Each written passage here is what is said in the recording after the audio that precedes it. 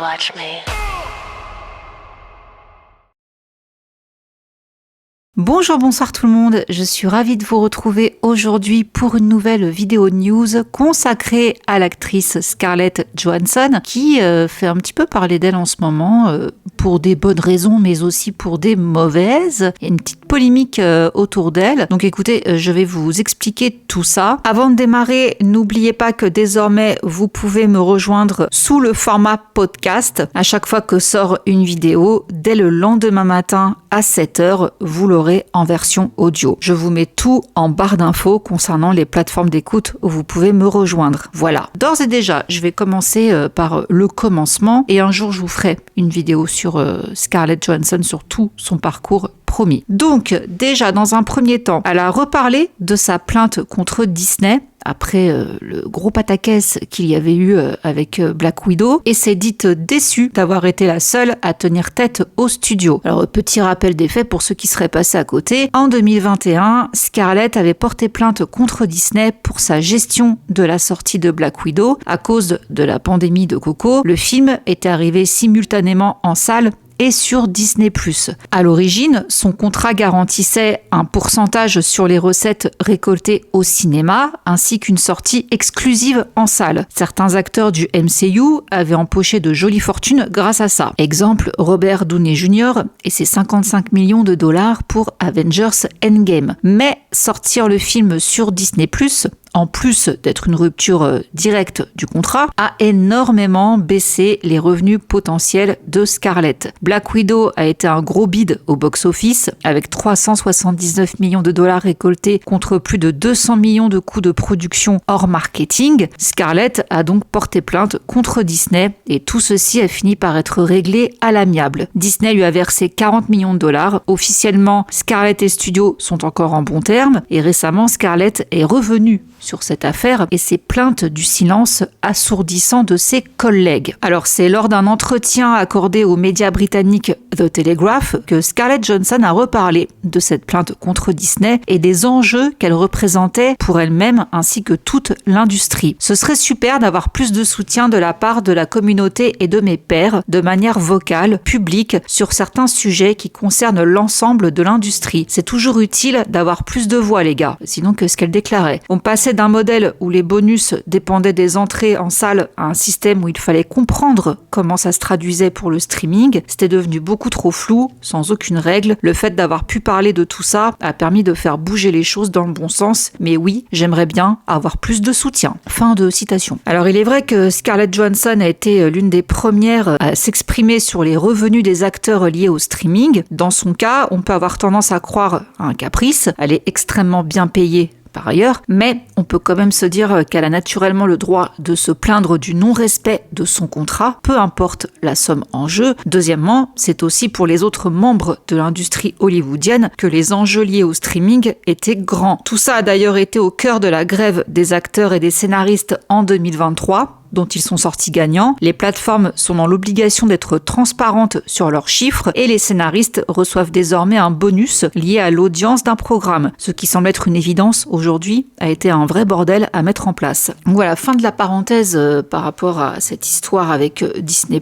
Concernant les futurs projets de Scarlett, bon déjà on a pu la voir cette année avec le nouveau Jurassic Park, Jurassic World, aux côtés de Jonathan Bailey qu'on aime beaucoup. Eh bien elle vient d'être annoncé au casting de 2 films, déjà Batman 2 de Matt Reeves et également dans le prochain Exorciste. Alors là, personnellement, je suis très curieuse. Ce ne sera pas une suite de l'Exorciste Dévotion, puisque ce chapitre a clairement été mis à la poubelle, mais il se déroulera dans le même univers que le premier film. Il est décrit comme une nouvelle version radicale, histoire d'inciter à redonner une énième chance à cette saga jugée vieillissante, qui n'a jamais vraiment réussi à se relever du chef-d'œuvre monstrueux de 73 réalisé par William Friedkin. J'espère que je prononce bien. Donc, le prochain volet de la saga L'Exorciste sera signé Mike Flanagan. Lorsque Jason Blum a acquis les droits de la franchise L'Exorciste pour la coquette somme de 400 millions de dollars, il comptait la transformer en machine à cash, comme il l'avait fait avec Halloween. Malheureusement, Malheureusement, tout ne s'est pas passé comme prévu pour sa société Blumhouse. L'exorciste Dévotion a beau avoir rentabilisé son budget, il s'est fait crucifier par la critique, fragilisant grandement la trilogie autrefois annoncée en grande pompe. Quelques mois après la sortie, on apprenait que le réalisateur David Gordon Green jetait l'éponge et ne s'occupait plus de la suite. À la surprise générale, c'est ce bon vieux Mike Flanagan qui a pris le relais et voici ce qu'il déclare: « On ne choisit pas la voie de la facilité, mais je me suis toujours dit qu'il n'y avait aucun intérêt à aller vers une franchise ou une licence si monolithique à moins de pouvoir ajouter quelque chose de nouveau. J'ai poursuivi l'exorciste de manière très agressive parce que j'étais convaincu que j'avais quelque chose à ajouter. Il y a une opportunité de faire quelque chose qui n'a jamais été fait dans la franchise, quelque chose qui honore ce qu'il y a eu auparavant, mais qui n'est pas bâti sur la nostalgie. » Alors le réalisateur tient à assurer qu'il infusera un peu d'originalité dans une saga qui en a déjà largement fait preuve, avec les opus 2 et 3, pas toujours avec un succès critique à la clé. En effet, il était reproché à l'exorciste Dévotion d'être bâti sur la nostalgie, quitte à ramener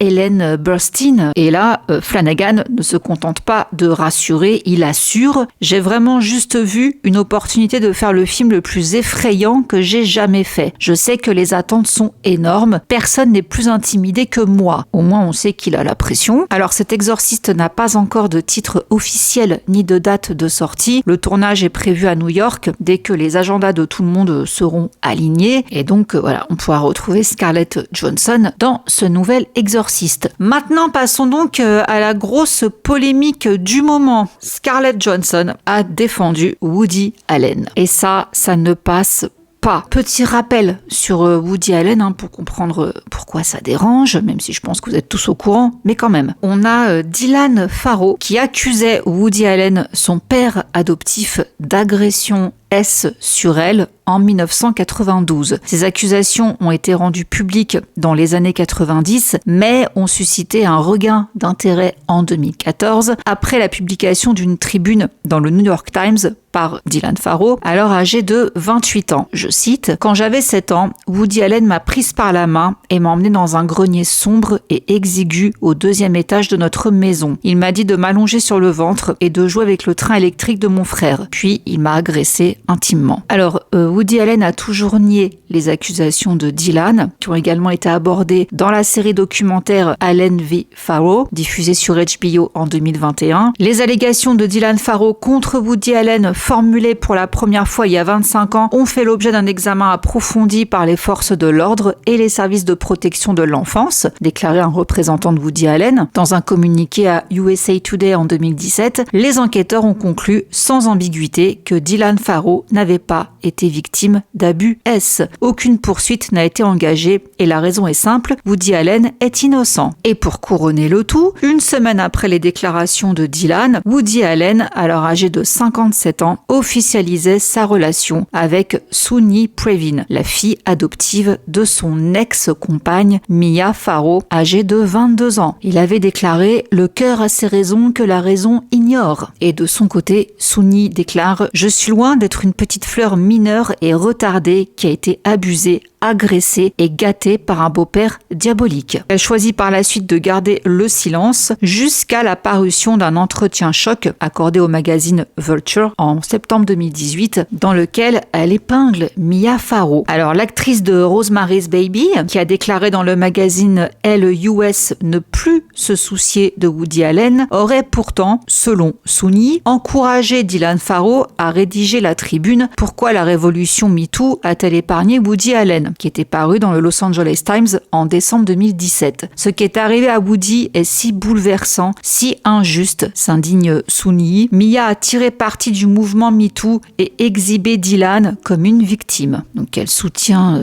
son mari. Alors de son côté, Woody Allen soutient que leur relation a débuté en décembre 91. La jeune femme était alors âgée de 21 ans, mais selon les témoignages du concierge et du directeur commercial du réalisateur, révélés dans le documentaire donc Allen versus Farrow, Soon-Yi Previn se rendait déjà seule à l'appartement de Woody lorsqu'elle était au lycée, donc mineur. Donc voilà un petit peu pour le rappel de la situation. Par la suite, des actrices comme Kate Winslet et Drew Barrymore ont exprimé leur regret d'avoir joué dans les films de Woody Allen, suite aux accusations de Dylan Farrow. Et invitée de son talk show en 2021, Drew Barrymore, qui avait collaboré avec Woody Allen sur le film Tout le monde dit I Love You en 96, a confié à Farrow avoir eu le sentiment d'être manipulée et d'avoir cru à la version de Woody Allen. Cependant, certaines stars, dont Scarlett Johansson, continue de soutenir Woody Allen. Selon Variety, Javier Bardem, son partenaire dans Vicky Cristina Barcelona, a également déclaré en 2018 qu'il travaillerait avec Woody Allen demain, en ajoutant que les accusations publiques sont très dangereuses, mais qu'il changerait d'avis si le réalisateur était reconnu coupable par la justice. Donc Scarlett, de son côté, a été interrogée récemment par le Télégraphe sur les conséquences de son soutien à Woody Allen, notamment la perte de travail ou d'amitié. Lorsque Dylan avait accusé Woody d'agression,